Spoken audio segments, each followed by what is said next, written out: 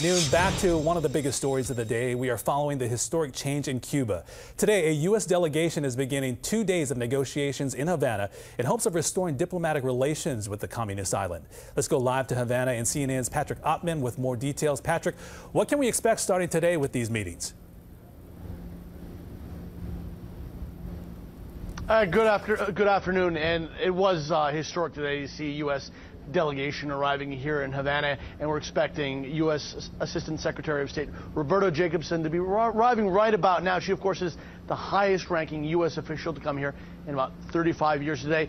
Officials today really focused on migration affairs, making sure that migration from Cuba to the United States is, as they say, legal and safe, trying to crack down on illegal and dangerous crossings of the Straits of Florida between Cuba and South Florida.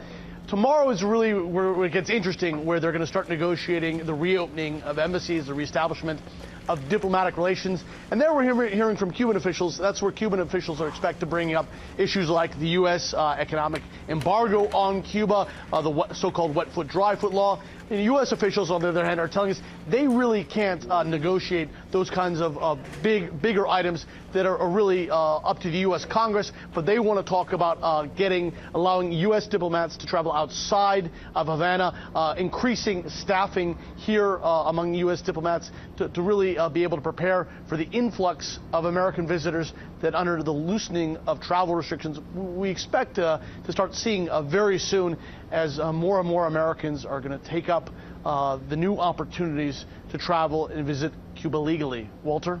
Well, Patrick, you had mentioned that day one is going to be a focus on migration, and you mentioned that Cuba is going to be pushing to eliminate the United States policy, the wet foot, dry foot policy. What is the United States going to push for?